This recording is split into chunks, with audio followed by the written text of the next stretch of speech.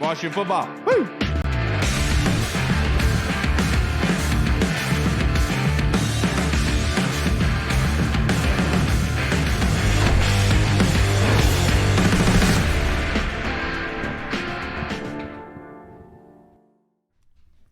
Hello, everybody, and welcome to the Burgundy Zone. I am your host, Kyle. I will be joined by my co-host here momentarily, but thank you for tuning in for this episode of the Burgundy Zone, which is a part of the Frederick Podcast Network. You can find out more by going to www.listenfrederick.com. My two co-hosts will be joining us here very soon, but the title of this episode is called Super Staff. And speaking of that, we thought we'd have on our good friend of the podcast, Mr. Ken Johannesen of Hogs. Thank you so much for joining us on this fantastic Thursday evening. Ken, how are you feeling? Doing well. It's good to be with you again. It's draft season, so I'm really busy with that. And a lot of changes with the Commanders, so let's get right into it. Absolutely, sir. And that being said, today the big news is that they are adding Simmons to the DB coach from the Las Vegas Raiders, but also Brian Johnson, the offensive coordinator from the Eagles, who was Jalen Hurts' quarterback coach not too long ago. They added here. What are your feelings so far with this new Dan Quinn era of this coaching staff really turning into a juggernaut?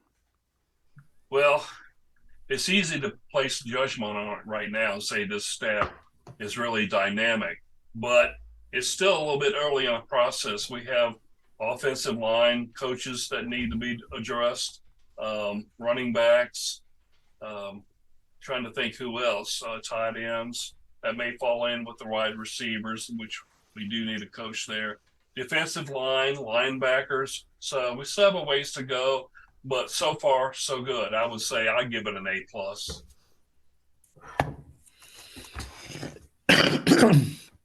My bad, just getting home from work. So obviously with the new head coach getting hired, GM, everything's in place, like except for like the coaching staff, certain parts. But as they're approaching, the next step in this phase would be free agency, and then the draft after that. Based on like the heavy positions in the draft that are like, let's say like the deepest positions, what do you expect them to be addressing in free agency coming up in about a month in March? Well, I would say free agency is probably going to be dedicated to defense. I could see one offensive guard being signed, maybe a big wide receiver, something like T. Higgins from the Bengals, but that's just mere speculation. And I think in the draft, you're probably going to see a pretty big emphasis on the offense, but don't discount drafting maybe up to 2 edge players as well. So that would be my best guess at this point.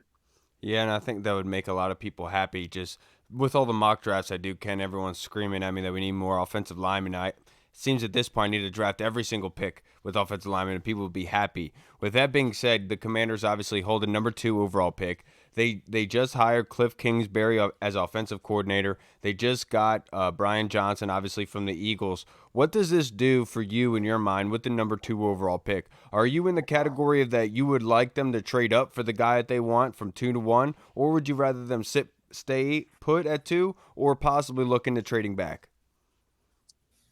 I think trading back is something that this team has done quite a bit in recent years, and it's backfired a little bit. This is the year that they have the golden opportunity to draft a franchise quarterback, whether it be 1, 2, or if they drop down to 3, but they can't drop any lower than that because you have Drake May, who right now probably would be the pick at number 2, and you have probably the most popular player right now for Commanders fans, Caleb Williams, who probably goes number 1. After that, Jaden Daniels probably number 3. And at this point, I think with the new hires, we just need to see who they start targeting and looking at the combine, team pro days, and let's say private workouts, top 30 visits. We'll probably have a better idea by then. But I think right now, based on the number 2 position, Drake May would probably be the target. And with Brian Johnson being the hire, he's a quarterback guy. That's what he played at the University of Utah back in the early 2000s. He was very good, one of the best quarterbacks ever to come out of Utah. And that's been his specialty as a coach over the last about 19 years. Was he going to be a good offensive coordinator? Well, it probably goes a little bit too early for him last year. But I think coaching quarterbacks is his thing, and having him as the passing game coordinator as well, I think that's a very good move. So quarterback is definitely going to be the focus at number 2, and I don't look for the team to trade from that spot. Yeah, and you're never going to complain about Washington gutting the good coaches from the other NFC East teams as well, Ken. Sorry. Yeah, yes, absolutely. Yeah, definitely. You talked about like how on the offensive side of the ball, obviously the quarterback and then a couple pieces on the offensive line, a tight end maybe, or probably. But you talked about the defensive side of the ball. What do you think is the most important position they need to plug on the defensive side of the ball as of right now? Edge rushers, period. I mean, look, losing Montez Sweat was pretty big. Then losing Chase Young was even bigger. I mean, 2 of the edge guys. I realize that both of them were up for big contracts, and one of them already has a big contract with the Bears, and that's Montez Sweat. But Well, when you that lose, was only so they didn't have to look stupid, Ken. We both know that. well, I understand, and we don't know what's going to happen with Chase Young after this season.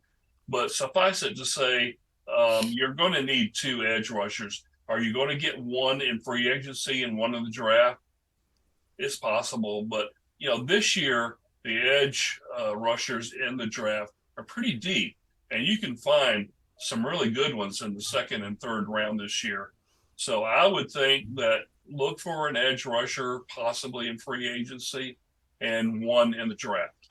My man. And now, Ken, you spend a lot of time being able to educate everybody on the Washington community, on who Washington kind of in this draft process, who they interview with, at which games and everything. I'm not going to ask you to go into details, but from a general viewpoint, do you see a sort of trend going with the how many interviews a Washington is going with a certain position? Do you see kind of a commonality there? Well, this is the first year I've seen this many quarterbacks being interviewed or having any kind of meeting with Corner or quarter? quarter Okay. on offense. I think right now the number's around 16 or 17 that they've met with at least. So in recent years, after the college all-star games, it's usually been around 8 or 10 quarterbacks. So this year's around 16 or 17. I still think that's going to be the emphasis as the first overall pick. But also, what I'm thinking with meeting that many, I can see one being chosen in the 5th or 6th round. Get a long-term backup, some guy who right now would be, mostly, on game days wouldn't be activated to the active roster, but would still have a presence. And what does that mean for Sam Howell? I think he's the backup this year. Or if the team could decide that he'll be the starter. You think Jacoby's going to walk? It's really interesting. Jacoby Brissett could actually be the starter this fall. So that would mean he would sign maybe a 2 or 3 year deal. And so he was slated to start, late in the season. But I don't think we really know what happened there. Was that a decision above Ron Rivera, or was it truly an injury? But he was slated, and all of a sudden we learn about an injury, and it was rather mysterious for some fans. But I could see where he stays and possibly starts the first few games and eventually hands the reins over to the quarterback that will be drafted in the first round. But beyond that, the other emphasis so far in this draft has been overwhelmingly offensive linemen. That's why I think they take up to 3 this year. I would look for an offensive tackle in the 2nd round. I would look for another one in the 3rd round. and a guard possibly in the fourth round, because that guard is a very high pick in the fourth round, almost like a third rounder. So far, they have met with 61, at least 61 offensive linemen to date. And that number will probably increase with the combine and the other meetings that they have in the spring. So overwhelmingly offensive line is going to be a huge emphasis in the draft. Yeah, definitely, definitely. Gut feeling as of February 8th today. Gut feeling with Cam Curl. Either let him hit free agency, they give him the franchise tag, or they work out a long-term deal. Okay. At the risk of losing a ton of followers, I'm tempted to say, no, they're not going to keep him, but I'm going to be a little bit realistic here. I think there is a reasonable chance that the team lets him walk. Why? Because they have players like Juan Martin. They have some good depth at what would be, essentially the position he plays now. But is that written in stone? No one knows until it happens. I don't think he gets a franchise tag because it would be somewhere around $17 million. And I think that would be too rich for the team. And I think that would even be too rich for fans. Cam Curl is extremely popular, and no one denies that. And he's a fan favorite. But if you look at the PFF ratings for him this year, he is rated as the 37th best strong safety position he plays. If you look at his analytical scores throughout the season, they weren't good. They were very subpar. So the team is placing a really strong emphasis now on analytics. So it's very possible he'll be allowed to walk. So sorry, fans. I'm just giving you the facts here. It's all right, Ken. I don't agree, but it's okay. But to wrap this up, I only have a couple more questions for you, sir. It won't be too difficult or anything like that. But what does this mean with Cliff Kingsbury and others, right? Barring quarterback, adding Cliff Kingsbury, Brian Johnson, name one prospect you think that it's going to benefit the most having Cliff Kingsbury and Brian Johnson. A prospect they'll draft. Oh, sorry, a player on the offense. Sorry. Sam Howell. Besides quarterback. Terry McLaurin is obvious. He would get more catches, and he would probably push 110, 115 catches for the season. But really the one I think ultimately benefits the most is Jahan Dotson, because this is going to be an offense where they're emphasizing not just running down the field and being air enemy. Now it's going to be air raid, but it's a very tampered down system. So you have a lot of intermediate routes over the middle and on the perimeter and even out in the boundary where they'll be throwing the ball. And it's going to provide great opportunities for both McLaurin and Dotson. And I look for their numbers to increase substantially. And I think Dotson could be in line for 70 to 75 catches this year. I know that he would be happy to hear that, of course. I'm sure Terry would as well. Last year, they were running a lot of cardio. Well, in the air raid offense, you're going to be doing that, so get ready for it. They got a lot of testing last year. But next question I have for you, Ken. Looking at this football team and where they are right now, if you were to say who gives Washington a better chance to win football games next season, if you had to pick Jacoby Brissett, Sam Howell, or a rookie quarterback, which one are you going? Early in the season, I would go with Jacoby Brissett. Maybe Sam Howell warms up to this offense quickly. I will say Sam Howell was impressive the first half of the season. And when you look at his stats, he ended up with 3,946 yards passing, 54 yards short of 4,000. For the last 5 weeks of the season, it looked like he was just tired. That's about the only. His passes were not as crisp and sharp as it was early in the season. And that was an exciting offense to watch. But he was passing way too much. I've never seen so many passes from a team. In high school, he played, 10 or 12 games a season. At the University of North Carolina, 12, 13 games a season. So then all of a sudden he starts 17 games in a season. And that had to be a shock to his system, especially when just about every play was a passing play and a lot of it was downfield. I think he was just worn down and just couldn't go like he wanted to early in the season. So I could Makes see, sense. yeah. So I could see a scenario where he greatly benefits with this new offense. But I still, right now, based on how the season ended, give the edge to Jacoby Brissett if he stays. If not, then I would say Sam Howell starts the season, and whoever the draftee is probably at some point is ready to step in, but may sit for a year. You never know. That's a popular thing to do nowadays in the NFL. So Sam Howell could have another 17 game starting streak. I'm with it. Ken, I can't thank you enough for joining us, brother, being able to talk to us, obviously from Hogs Haven. Can't thank you enough. If you guys haven't already, go follow Ken. But real quick, Ken, before you get out of here, would you like to plug your social media handle and your work, just in case anybody following hasn't followed you yet would like to, sir?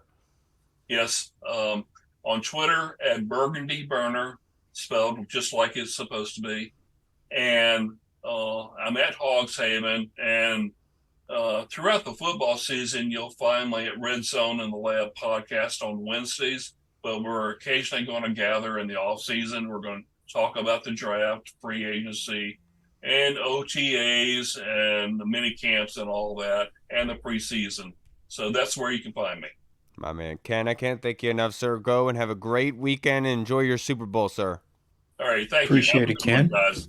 Have a good one, sir. All right, too. everybody. We just spoke with the man, Mr. Ken Johannesen, the man who has plenty of information and knowledge to be able to dispose of. And that being said, we are now joined by our next guest here, coming in hot and heavy, our guy from the Pro Football Network, Mr. Ian Cummings. How are you doing? Fresh off of, I guess you could say the Senior Bowl and the East-West Shrine Bowl, all that jazz, all finished up now. How are you doing today, Ian? Doing good, doing good. This is kind of a fun time, right? It's between the Shrine Bowl and the Senior Bowl and the NFL Combine, right? So for now, you can breathe a little bit, right? And you can kind of go back to the tape and scout some new players. So I actually, right before I got in here, turned in my Max Melton report. I was like, all right, let's go. So it was a buzzer beater. We got there, though. I love this time of year. You can decompress a little bit, but before long, NFL Combine will be here, and that'll be a great event as well. Yeah, like you said, this is a very unique time being in between of everything. That being said, the Senior Bowl, West Shrine Bowl, everything has transpired. Is there anybody that has risen a lot, the most you would say, in this process? Because this is all speculation, obviously. It's all just hearsay of what we think of how people are going to perform. And obviously right now, people's are garnering more interest than they have in the past. Who would you say is the biggest riser right now? I think, both of those events are big events for a lot of prospects who maybe rise from like 250 to 200 or 200 to 175, Okay. right? So it's like, but yeah, I'm trying to say like, All right, add value to the picks. yeah, exactly, exactly. I think some of the biggest risers from the Shrine Bowl, Malik Washington from Virginia was incredible. He Heard broke about him. Virginia receiving records this past year, and he's like 5'8", almost 200 pounds. So he's a rocked up dude. He's well leveraged, right? But a great route runner. Great hands, great rack ability too. I think he really dominated in one-on-ones. Dadrian Taylor Demerson, safety from Texas Tech, very versatile. He can play nickel, he can play two high, single high, really smooth pedal, really good playmaking ability, physicality. Christian Boyd from Northern Iowa, around 6'2", 320. So the dude is really dense, really well leveraged again, but Wow. powerful. He was winning with push pulls all week, super high motor defender. And then Mason McCormick, guard center hybrid from South Dakota State. Again, well leveraged, strong, physical, but really playing with good technique too in one-on-one. So those were the Shrine Bowl risers. The Senior Bowl, I think Spencer Rattler did the most for his stock. I think he was a guy who Is had that the national surprising, talent. Ian? Is it surprising? I don't think so, personally. Okay. He's always had the arm talent, right? Yeah, right. The thing that we were looking for is in Senior Bowl practice, can he go through progressions? Can he, take what's given, but also test the boundaries a little bit? But then, how is he as a leader, right? A communicator Exactly. off the field. Right. And I think the biggest thing, like if he can check that box for NFL teams, he doesn't need to be perfect with his process, right? The flashes are there on tape. The supporting cast was not great at South Carolina. So if he can prove that, I think he's going to go a lot higher than people expect. I won't say round 1, but I think round 2, he could be one of those first QBs. I think with Michael Penix's injury concerns, Bo Nix is kind of polarizing too. So I don't think either of those QB prospects is good enough to preclude Rattler from that tier. So Rattler really helped himself. I think Roman Wilson from Michigan really helped himself. He kind of reminds me of a Chris Olave light, so fast, so bendy, flexible as a route runner. Darius Robinson is my guy from Missouri. I'm a big fan of what he has to offer. I think he rose a lot too. Super versatile. 6'5", 286, 35-inch arms. I liken him to a Danico Autry type. If you've seen him at Tennessee, right? Just a joker who can line up all across the line and use his power, flexibility to win. And then I think one more.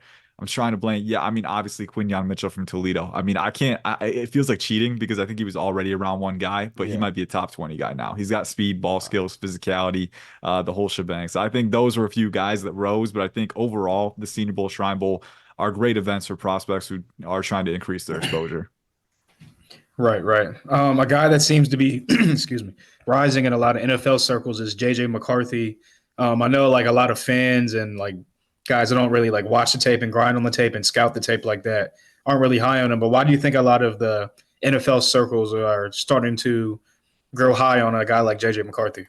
Well, he's young and he's talented, honestly. Like, I think that's the simple answer. Now, obviously, there are more nuances that go within that, right? I think, being a leaner guy, you don't expect him to have the arm strength that he does, but he's got arm strength. He's got great velocity. He's got great arm elasticity. I think all of the talent prerequisites are there. And he's also a very good athlete. I mean, I don't think that got showcased a ton in that Michigan offense, right? Because they didn't really need to rely on him, especially down the stretch, right? You remember they were kind of winning. It wasn't winning in spite of him, but he was kind of along for the ride, right? The offensive line, the run game, the defense, those were kind of the driving forces, right? So for JJ McCarthy, for any first round QB, you want to know, can this guy elevate my team when I need him to, right? Caleb Williams, as polarizing as he's been at times, he's proven he can do that. I think Drake May at times has proven he can do that too. So I think to your point, Ian, that's exactly what was said about Michael Penix after the bowl game.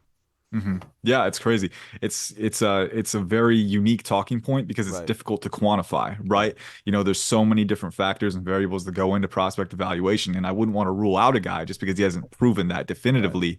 But at the same time, it is a question because for JJ McCarthy, you look at the tape and the flashes are there. I think the flashes of processing, he's not afraid to throw over the middle of the field, which is very good. He understands defensive leverage and their line of sight too. Like if a DB turns his back, McCarthy is going to test you and he's going to throw to optimal leverage. So those are some very, very good things to see from a young QB. And I think some of the flashes of pocket navigation and pocket manipulation that we saw early in the year were very good too, because in 2022, you could tell he was talented, but he got spooked so easily and it eroded his process in the pocket so easily. I think he improved that a little bit in 2023, but we didn't see him sustain that growth through the year like we would have wanted to. So I think why he's going to be higher for NFL teams, he's young, he's talented, still a lot of questions to answer, but you're working with a 21-year-old who's got a loose, elastic arm and very good athleticism. And from all accounts, his mentality appears to be very good too. I think interviews will be big for him, but Jim Harbaugh raves about him, right? How workmanlike he is,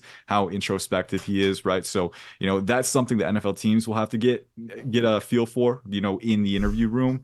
But I think looking at the mentality, the talent, the youth, sometimes it's that simple. If he checks all those boxes, someone is going to invest in him high, either with a veteran spot starter to, kind of help him ease in, or maybe he gets some reps early on. But I think that's why. Yeah, tell Harbaugh to put his money where his mouth is and send us Herbert. And yeah, you can get McCarthy, bro.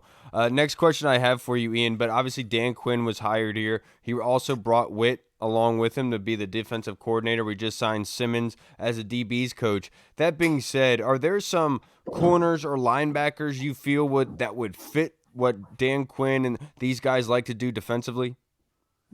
I think versatility is definitely the word that I would look for. Okay. I think guys who, corner, obviously, I think again, versatility, right? Being able to play man and kind of disrupt stems when we need to, but also playing zone and kind of serve as those bandits, kind of hawking in front of passes. I want versatility. I want versatility at both of those spots, guys who can survive in a number of different coverages, because the front seven is kind of going to be in a bit of an adaptability phase too. Like you're still building that second level, right? There's still questions about how they're going to translate in the scheme too. So I think getting guys who can increase the malleability and adaptability of the entire unit would be good. And I know that's a cop-out answer, right? Because I would love to give guys who kind of fall within a specific bucket, but I think versatility is the way to ease this transition the best. And you look at the linebackers that Dan Quinn plays too, they're guys who can drop into coverage if needed. They're guys who can rush with an extra blitzer if needed, right? Kind of disguising looks pre-snap.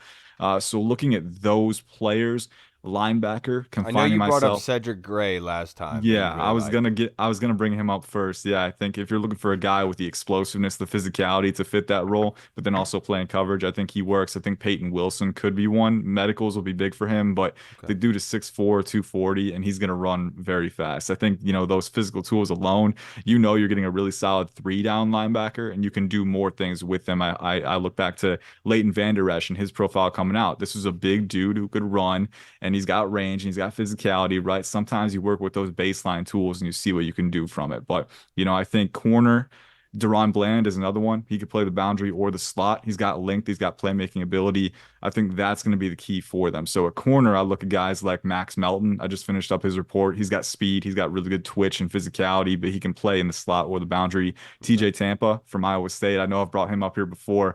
I love his coverage versatility and his ability to play off of the rush and kind of use his length. So I think those are a few guys that stand out to me. But I think either way, that quest for versatility and flexibility is going to help ease that transition. Right. Another quarterback question, just because we hired Adam Peters as our GM, and he's a guy that hits on a lot of like later round guys. So I'm just trying to rattle off some, I guess, like later round quarterbacks. And Mhm. another guy that's starting to hit NFL radars is a guy, Michael Pratt.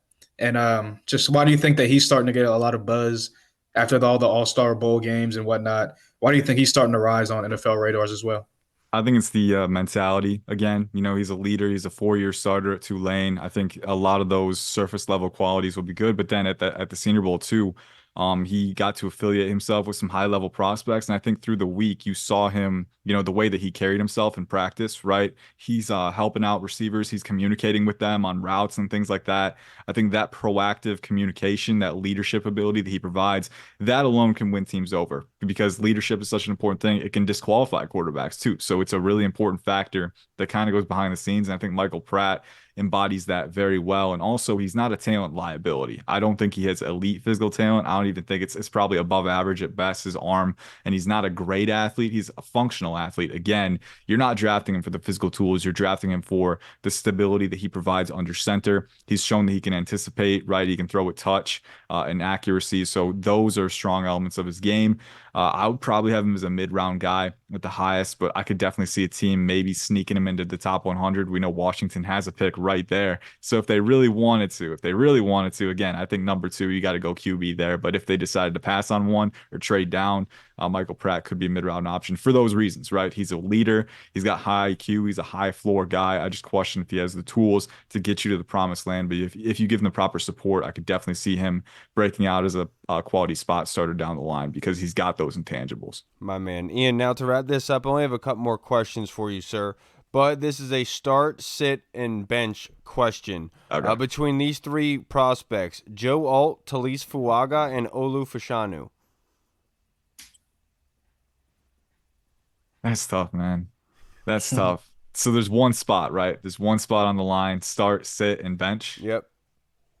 I would probably start Joe Alt just because he's my OT1. I think his mechanical fail safe with his athleticism and his flexibility at 6'8", 315 is insane. I mean, he's incredibly athletic. I know Olu Fashanu gets billed as the higher ceiling guy at times. I don't think that's the case. Now, I don't think Olu's ceiling is still very high, Right. but Joe Alt's a former tight end, and you can see that mobility, right? The dude glides out of his stance. He's very, very free flowing as a mover, but then he really improved his hand usage, his precision, his play strength in 2023. To me, he has very few holes as a prospect, very good two-phase blocker. So I would start him. I would want him on the field no matter what. Who am I sitting? Shoot, man, probably Olu, right? I mean, it just goes as as nuanced of a discussion as it is. It goes OT1, OT2, OT3 for me. Okay. So my OT2, I want him in the wings, right? Olu, still a very good prospect. You look at him, 6'2", over 320, with the length and strength that he has to be able to move the way he does and bend his knees and acquire leverage. It's very impressive. But I also love how balanced and how composed, patient he is in his pass sets, synergetic technique, right? But he's a very good athlete too. Talise Fuaga, I would bench him, but I would keep him in the wings too, because again, he's powerful. He's a very good run blocker. The athleticism is there. The ability to match and recover positioning is there. So, I think it's a good problem to have if that's your tackle room for sure. But for Right. me, Joe Alt and Olufashanu, as good as Fuaga is, those guys are a tier above. You know that you understand the assignment, Ian. You know what I was going for. Yes, sir. Yes, sir. Last question I have for you. I just did a film breakdown today on Twitter of Christian Jones. Heard that he had a good Senior Bowl. What have you seen from this kid? Because on the PFN mock draft simulator, going around the 6th, 7th round, but I think that it should be at least cut in half. I think he could be a really good early day 3 guy. I think the Senior Bowl was definitely a step up from what he showed on film at Texas. I Okay. think what you're working with is a really good physical combination, right? The dude hits all the measurables, size, mass, length for sure. Yep. And on some of those extensions, man, he's latching in the proper spot. And once he latches, that grip strength can be suffocating. So, you just look at that strength and mass and width element too. Like it's tough to get around him. And once you're in his wheelhouse, he can smother you with those tools. So, I love that part of his game for sure.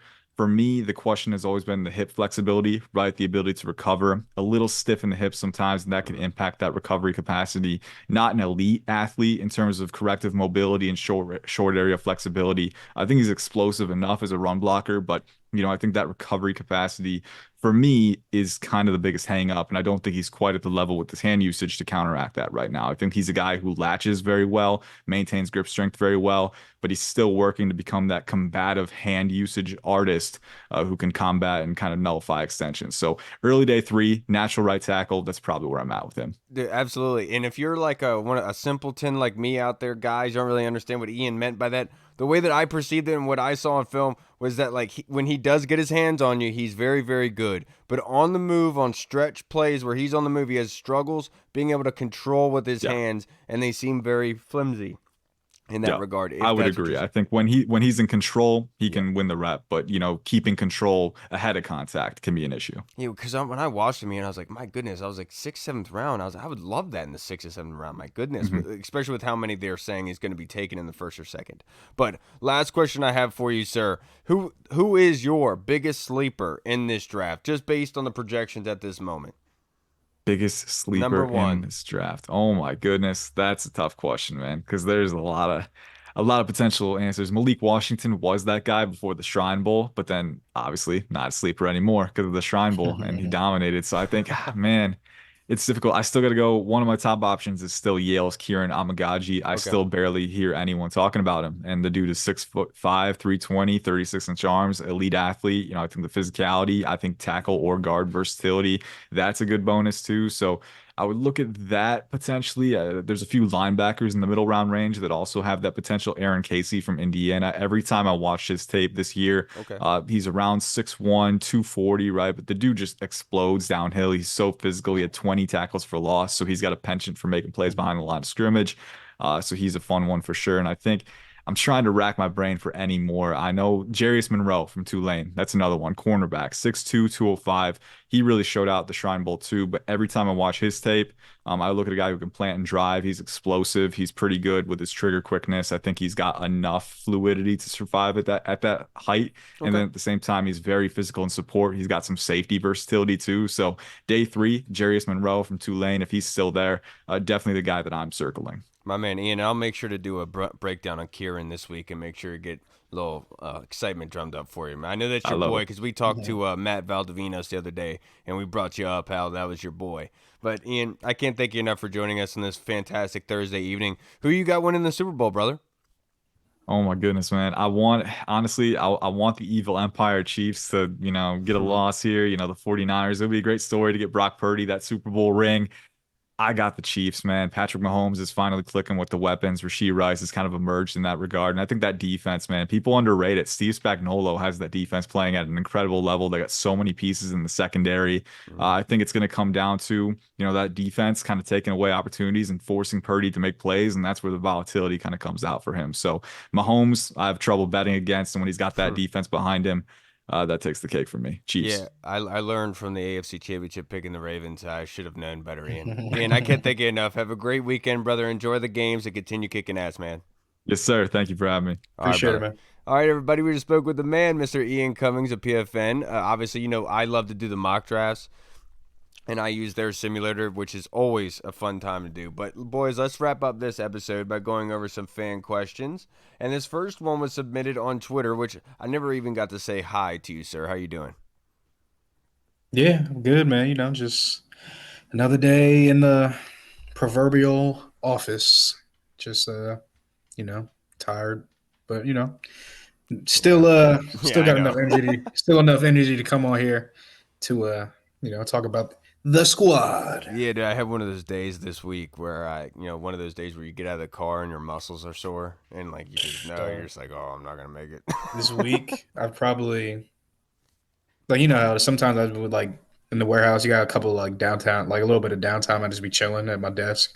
Yeah. Dog, I've probably chilled at my desk this entire week a total of 2 hours. I've just been always up around doing stuff, dog. It's just been ridiculous. 100% rapid just all the time. And dude, you're Oh. absolutely right. But that being said, being all the time, just like Harris and company working and Adam Peters and Quinn building up this coaching staff, let's answer some fan questions. And this first one is from Scoot on Twitter. Thank you, Scoot. His question is, how do you like the staff that Dan Quinn has put together so far?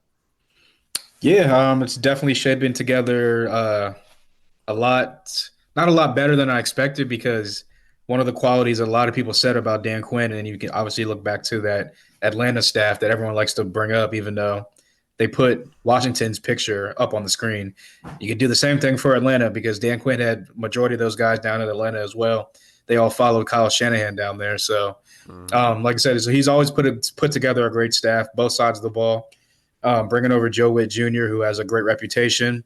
Obviously, Hall of Famer Charles Woodson said that's one of the best coaches he's ever played for. And that's obviously high praise from a Hall of Fame guy. Hell yeah. And offensive coordinator Cliff Kingsbury. Real quick. I'm at Dan Quinn is he said Witt playing for the Cowboys was a dream job for Witt. Yep. Witt left the dream job come here. to follow Dan Quinn. I'm going to tell you guys right now, I love the game of football. But there is no damn way I'm leaving the Commanders to go to the Cowboys, for Dan Quinn. Imagine the kind of pull. Seriously, think about that. Yeah. That's stones, bro. And that just goes to show that all the former, a lot of the former players that have come out and been in support of, even the current guys on the Cowboys, and you got the Legion of Boom guys and that Seahawks defense. Right. Just obviously Logan Paulson, who works for the team, played for him in Atlanta.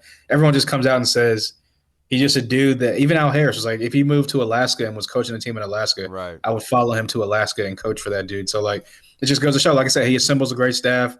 Everyone loves him. But Cliff Kingsbury, I like the hire. If the one thing that I have a little bit of skepticism about, and hopefully just like Dan Quinn, hopefully he's self-assessed and learned from his last experience that, yes, the offense is really productive in the first half of the season. But once defenses get a lot of film on it, they make the adjustments. Cliff hasn't been a guy that's been known to make that adjustment. Offense it doesn't really tail off, but it gets a lot more predictable in the second half of the season. And you don't really see the production that you were getting out in the first half. So, but if you can do that, and he can adjust, I love it. And then with the addition of Brian Johnson, I love that as well, because a lot of people, again, just kind of the recency bias. You look at Dan Quinn. Oh, the last time I saw him was the Packers game in Dallas. They got blown out. His defense sucks. Because he was doing one for the boys. He was doing us a solid. Exactly. He was like, he's playing 3D chess. We're playing checkers. He's playing 3D chess. See, cue ball knows. But and then you see a guy like Brian Johnson, who obviously it seemed like Nick Sirianni was the one getting all the praise whenever they were 10-0, and then whenever they were 0-6 down the stretch, it seemed like it was all Brian Johnson's fault and the offense sucked and blah blah blah. Then the same offense the whole entire time. I don't know what happened, but that's obviously a guy like Ken talked about going with his track record. Obviously, I was heavy into college football, like over the like back in the day, maybe not so much the past like year or two as far as watching everything, but I know who Brian Johnson is. Great college quarterback. I've like saw him in the shadows at Utah, always like on the sidelines coaching up the quarterbacks. And if you know anything about Utah, they've always had a pretty productive, good to almost great college quarterback. He's behind a lot of those guys, and so he knows quarterbacks. He obviously helped develop Jalen Hurts. That's how he got the offensive coordinator job. So, long story short, I do like the hires, and I hope that these are all guys that have been bounced from their former positions, their former jobs, but hopefully they've self-assessed and adjust, and they can make the adjustments to become great coach, or not even great coaches, but just help this team to become good to great again. Honestly, Yeah, you're absolutely right. How do I feel, Scoot? This is a great question. How do I feel about the coaching staff that Dan Quinn has been putting together so far? Like, do you guys remember the first time that you played like Halo? Like, do you remember the first time that you played like Call of Duty or Super Mario Brothers, or even going back further than that, like I don't know, the Tecmo Bowl, something like that. Like that's first time how you played Madden. like that's how I feel about this coaching staff right now. Because you have to imagine, for me, my brother actually texted me this earlier, Scoot. And my honest opinion is this was the best case scenario because last episode that we had, we didn't have an OC yet. And my long-term concern is being able to put together a staff offensively with Dan Quinn as head coach that could outlive the contract of a quarterback, a young one if you are drafting. Getting Cliff Kingsbury is literally that. And so I'm happy in that regard. Then add in Brian Johnson, who on top of it is already pissed off at Philadelphia, knows them very well. Add that to our defensive head coach with Dan Quinn, who kind of hates the NFC East himself. And then add in the fact that he brought Witt with him, who himself was a fan of them, knows them very, very well. We are dismantling the Cowboys' defensive staff entirely, while at the same time taking away from the offensive staff of Philadelphia, while making a juggernaut of a coaching staff here. I'm ecstatic. I'm the Christmas Day for me right now because this is a really good. I know that there's still more to go, but at this point, we're in a better place than I thought we were last week. So I'm happy. Now the next question from Scoot Hall. This one is a really good one. He asks, "I'm not the biggest X's and O's guy, but help me understand what's an air raid offense and who it benefits." Well, obviously it benefits. Well, it can benefit all three quarterbacks because all three quarterbacks have pretty big arms and they can stretch the field with the arm talent that they have. But I mean, obviously, you could say it benefits a guy like Caleb Williams because he was coached by Cliff Kingsbury last year, and Lincoln Riley kind of runs that same air raid offense that everyone kind of got from Mike Leach. He's the godfather of the air raid offense. And but yeah, it's all about stretching the field vertically, stretching the field horizontally, creating mismatch in those situations where you're trying to stretch the field. And it's about getting the playmakers in space and getting the ball out quickly. And it's a lot of like 4 receiver sets, a lot of 3, 4, 5 receiver sets. And but a lot of people would be mistaken that you don't really run the ball out of this. But Cliff Kingsbury is a guy that does like to run the ball out of he uses the pistol. I know like a lot of people talk about being under the center, but he uses the pistol as far as like his under center type of like play action stuff and run game and passing out of that. But yeah, it's about stretching the field vertically, stretching the field horizontally, and getting the playmakers open in space and letting them pretty much like kind of like we thought was going to happen with EB with the Sam Howell, kind of like get the ball out to your playmakers, play the point guard position, let them kind of make plays and to get the yards after the catch. But yeah, just without looking into it, like I said, it's all about touching every point in the field, stretching the field vertically and horizontally. Yes. Okay. So if you can imagine, all right. So if you're looking at this, Scoot, the circle is obviously the offense The cross is the defense and like what you would imagine a cover 3, right? That's what they're trying to take away. They're trying to take away the cover 3. They're trying to take away the top and probably the edges on the long here. So what this offense does, the air raid, is the air raid offense forces the defense, the cover down here to come up here, and then also here. Okay? So what happens is that the defense then has to change and adapt and come down to attack. When they come down to attack with all this movement coming side to side, when they do that, that's when you go up top. And that's what the air raid system does, is it gets the ball out of the hands of the quarterback quickly to the sides. It's a variation of the run and scoot, which is basically get the ball out of the quarterback's hands quickly, get outside, and stretch the defense. You actually heard Dan Quinn talk about Kyle Shanahan's offense this way, of stretching you horizontally and vertically. And that's what this offense is really good at doing, is force you to keep going outside, keep looking. And who does it really benefit the most? Is the offensive line, Scoot. Because all of that looking, all of that ball getting out fast, the offense line doesn't have its block as long, but it also forces defenders to think. And so when you do run the ball, it's almost like you're not expecting it because that ball should be going out wide. And so it forces your defense to go wide. And then you hit him in the middle with your running game, running at a shotgun or the pistol like you talked about there. And so the air raid offense, it's from Mike Leach, rest in peace. He's one of the that was my guy one when of he the was at Texas originators. Tech. And this is like Madden player. Like if people who were obsessed with Madden got really good at professional football and implemented it, this is what it is. And so it's a very good thing for Washington.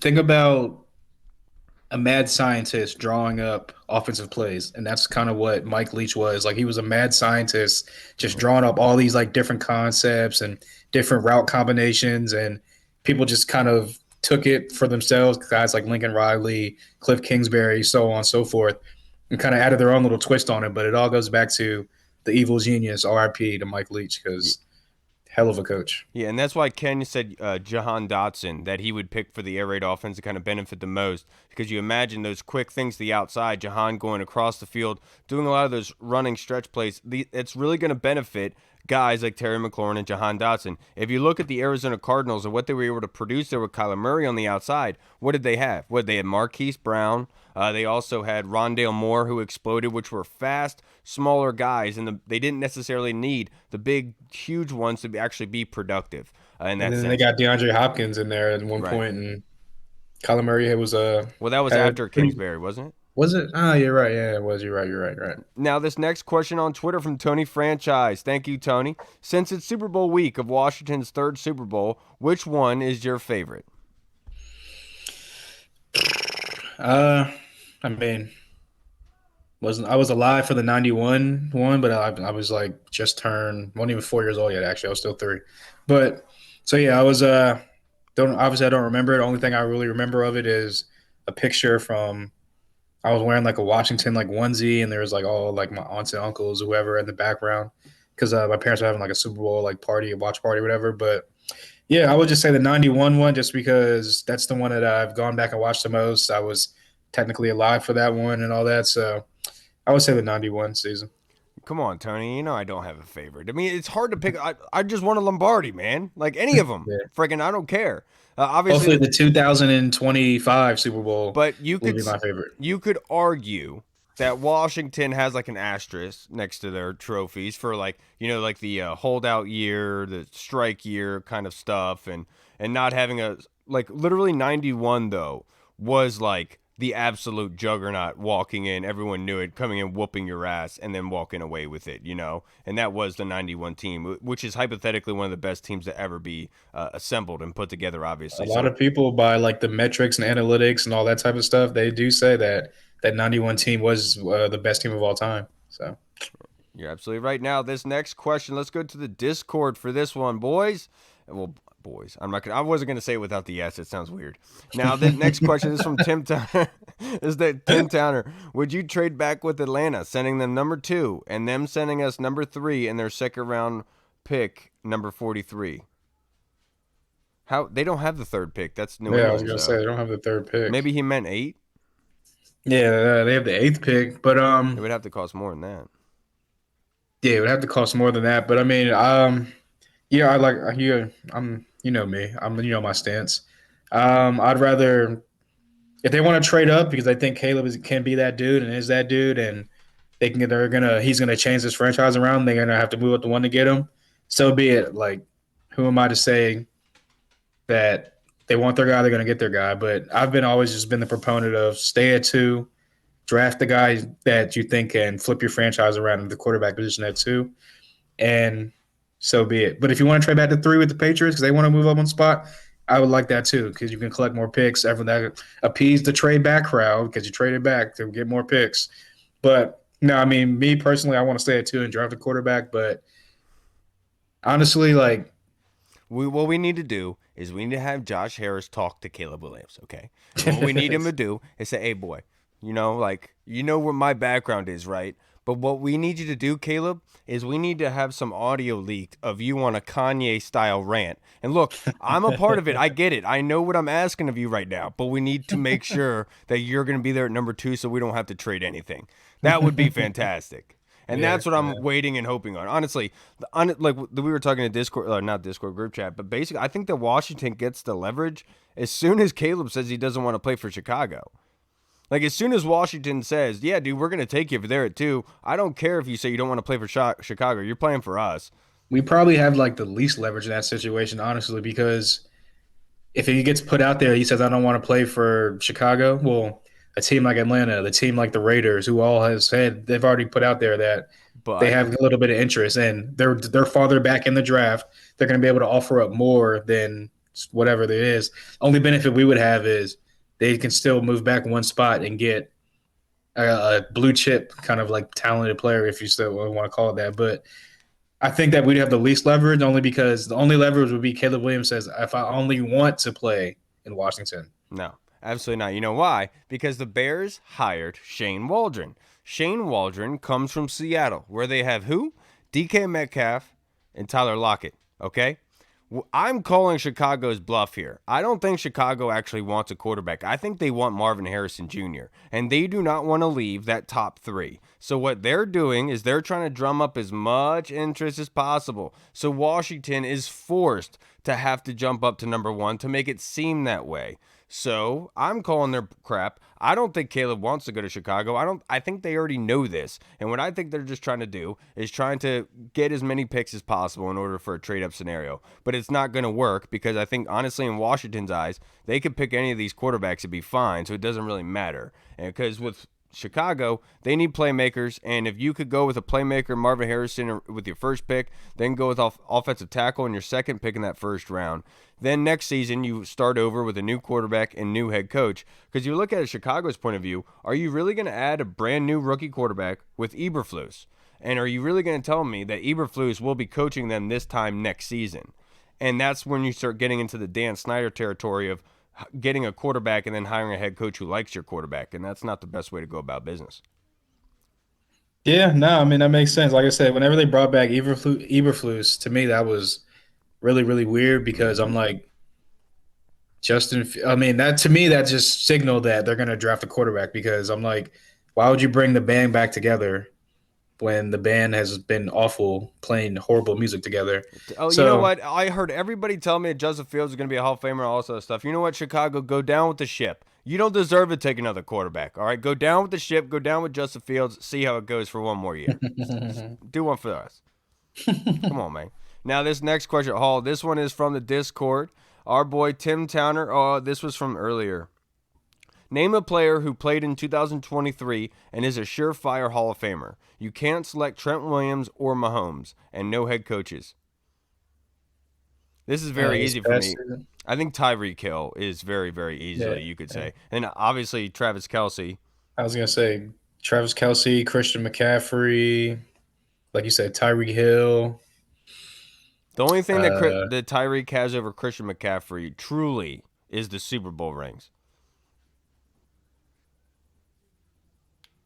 Yeah. But like yeah. we know Christian McCaffrey's getting in it. Yeah, because I'm like looking at it, I'm like, all right, Imagine being like the Christian one McCaffrey is white probably the running best at back his position. in the Hall Like of you Fame. could argue Tyreek might be the best at his position, but like you could also go Jamar Chase or Justin Jefferson. Oh no, or, I'm just talking about career longevity. I'm not saying right now, but just yeah, I'm just thinking on top of my head because you've never said like Tyreek Hill well, maybe at one point you maybe say he was the best receiver in the league, but Christian McCaffrey is always like he's that dude. Like he's the best running back in the league. It's never really like questioned. With like Tyreek Hill, it's always like Justin Jefferson, Jamar Chase, who is it? Cooper Kupp. You know what I'm saying? So Mhm.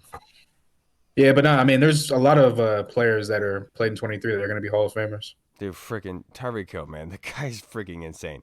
Now, the next question from Yam Sensei. In what instance or reason do you see Peters and crew trading back in the draft, and how far?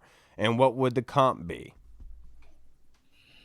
Compensation, I couldn't say because you can look at that draft chart and go by like the numbers and all that, but obviously it's going to be more into it because for the most part you're trying to like win the deal, but and it's never really what the draft chart says. It's always that plus like a little bit extra.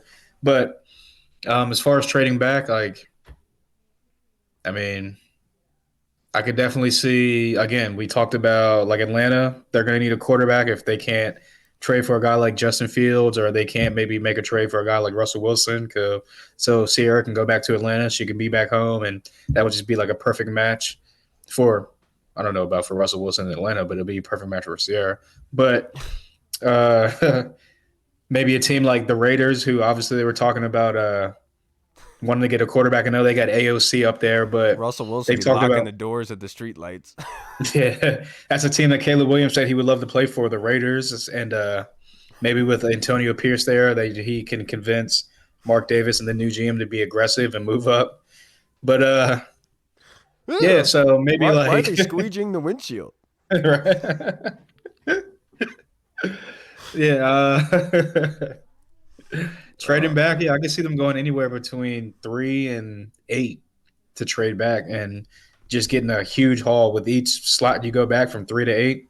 Just think about a trash bag, and the farther you go back, you're just throwing handfuls of trash into that trash bag with each pick that you go back with. So I could see if maybe the A spot at the most, and then maybe they still again, a guy like JJ McCarthy is getting a lot of buzz like in the middle to back of the first round talked about. So maybe they go to 8 and they get a whatever position it might be at 8, and then they somehow trade back into the first round and they get a guy like JJ McCarthy in the middle or back end. But yeah, again, me personally, stay at 2, draft a guy at 2. Yeah, I ultimately agree with you, but what instance or reason? I think that would be if Chicago just decided to, sit on a grenade and to take Caleb Williams and then try to figure something out with Justin Fields, right? I think that's probably where you would see the reason or case, but also if the offer is just too good to pass up. Like if somebody is offering you a haul where you're not going to be really concerned in the future looking forward, then yeah, you obviously have to take it. But that being said, what's more valuable to you moving forward? Those draft picks aren't going to get you fan interest to fan asses in the seats, right? And so that's the big question here is winning football games. Dan Quinn is invested into winning football games based on the coaching staff that he's acquiring here. Do you think that he wants to wait in order to win? Do you know what I'm saying? And by accumulating those draft picks for future years, that's what you'd be doing, is saying we're bypassing the talent here in order to acquire the talent later on, and that's not what we want to do here. I will say, if they do trade back and they go farther back than 3, then this will tell you about what they think about this season, basically for the most part. And We're this roster, and the roster, exactly. Right. Think about the roster and what they're going to think about this season. You can basically look at this season unless you have some miraculous like Houston Texans type year last year where everyone's just like, oh, they came on the scene crazy. They're looking at a throwaway year once again in the trust the process type of situation. So that in 2025, that's when you kind of burst on the scene and kind of make that Texans jump. Me personally, I would be pissed at that. But, I mean, obviously I'm just a fan. I can't do nothing about it. But I would be pissed at that if they did that. Yeah, I'm with you, man. Now, the next question, this is from Deluxe in the Discord. Which former players would you like to see added to the coaching staff? This is easy for me. Obviously, Logan Paulson. Either offensive quality control or assisted tight ends coach, something along those lines. Obviously, anybody who's heard Logan Paulson talk about football for 30 seconds knows the guy knows what the hell he's doing. One of the smartest ever. I'm not sure what Kyle Shanahan and Dan Quinn say about him as a player in terms of the knowledge retention and everything like that, but I'm sure it's nothing but great things. So Logan and also Will Blackman. I said it last time. I really hope that Will Blackman's brought back. I love that guy. I was gonna say Will Blackman. That's my guy. He's funny as And I hell. know he was interning in Dallas on the Yeah. defensive side of the ball with Dan Quinn. So And wit. you So never know. And so, like you said, Logan Paulson. That was gonna be my number one choice, Will Blackman. But I will say, if it's just someone that's like not like an ex player of the team, you know who I'm about to say. My guy, Dan Orlovsky. no. Yes. What is wrong with you, man? Dog, if you talk about Logan Paulson being smart and breaking down tape and all that, Dan Orlovsky's the same thing, but a quarterback. You know what I'm saying? Like, what do you mean? But Logan is very monotone. He talks to you like a normal person. Dan Orlovsky, when he tells you, like, "Rah, rah, rah, rah, rah," it's like a Well, he's on TV. He doesn't have to do that when he's like in a barking room. at me the whole time. Like, I get it. Like, I love football too, man. I get it. I love it. Yeah, He's stop passionate, yelling. man. Why? Like, He's I feel like passionate. Vince Vaughn and Wedding Crashers looking like, why are you yelling at me? No, last question that we have. This is a really quick one. This from Tim Towner. I'm going to ask this every week. We have more needs than we have picks. What position do you expect not to be addressed directly this year in the draft? I'll say it right now, Tim. I don't mind standing on this ledge and screaming this for everyone to hear. It's trading up for a long snapper. I don't expect that.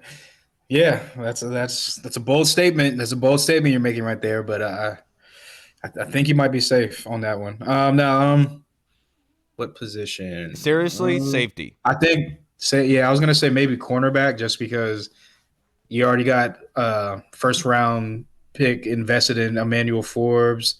You got Benjamin St. Juste, who I believe is in his fourth year coming up, end of his year, last year of his contract coming up. So Watch him trade up for a long snapper. or a kicker. But yeah, no, I think that he's definitely secondary. I think you said safety, so I'll go cornerback just because you got so many. You already got a lot of almost like a jam log at that position right now. But doesn't mean you can't draft new guys and cut some of the other people. But yeah, Yeah, I honestly think it's safety there, and it could quite possibly be tight end. Don't know what's going to go on with Logan Thomas in the future there, but obviously we've talked about some guys that we like in this draft. It's not like there's a great amount. Obviously Brock Bowers being up there. Somebody commented today on Twitter, said no QB in the first round. Also, Draft Brock Brock Bowers Bowers. made the most random comment earlier. He said today. He said they asked him what team he want to play for. No, honestly, most of the time, like unless players are from like Dallas and they're Cowboys fans, they don't really say, "Oh, as long as I get drafted, I love to go anywhere." Bro, this man said he wants to play for the Titans.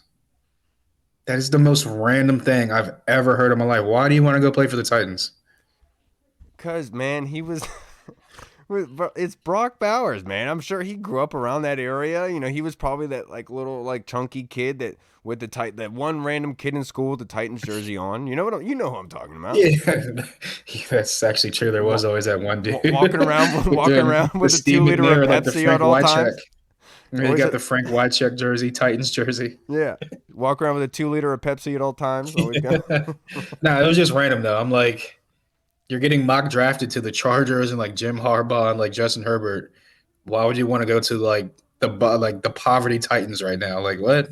his dad, his family is probably big Titans fans. That's probably why he's saying it. Who Well, knows? they should become But you're Chargers right fans though that quick. that is a weird thing to say given the fact that usually draft picks say I don't care where I go, just take It me was right just like now." it was just random because like it wasn't even like he said like a Super Bowl contender, like a good team. He was like, yeah, the Titans. I'd love to go there. It's like what?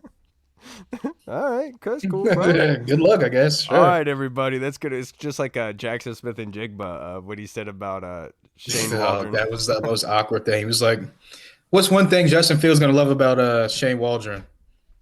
Yeah, man. Like he'll love Justin Fields. Like yeah, man, and he'll love Justin Fields. Like actually, what he's gonna love about what? You didn't even answer the question. So I'm just looking at the cameraman. All right, This man everybody. said compliments Shane Waldron. Yeah, man. Justin Fields is a great quarterback, man. Okay. All right, everybody. That's going to wrap us up for this episode. Thank you so much for tuning in. Thank you to Ken Johannesen. Thank you so much to Ian Cummings for being able to take some time out. Thank you to Tim Towner, Tony Franchise, to Scoot, to all the boys, the Deluxe, all the boys in the Discord. I appreciate you guys, everything you do. We will see you guys again on Sunday. Do not miss it. Make sure to keep your eyes tuned for the questions when I send those out. If you'd like to send us questions, find us on either like Facebook DM. You can just look for the Burgundy Zone, either on Instagram direct message or Twitter direct message. Just search for the Burgundy Zone for me or for Hall TBZ Money Mike, and he'll radio the message. And also, I do film breakdowns of draft prospects that I upload to Twitter. I did Christian Jones today, so just type in the Burgundy Zone and it'll pop up for you. All right, everybody, I'm Kyle. I'm Hall. And we'll see you guys on Sunday. Washington football. Woo! Peace. What's up, everyone? This is Kyle from the Burgundy Zone. We are releasing our own merch to support the show. If you want to rock the Burgundy Zone logo or you want to see Reed's face on your shirt, we got it. We're starting with t-shirts, hoodies, and zip-up. So if you're a fan of the show, make sure you snag one before they are gone. Check out the link in our bio on Instagram, or you can find the link in the description of the video. Thanks again for all your support. Until next time.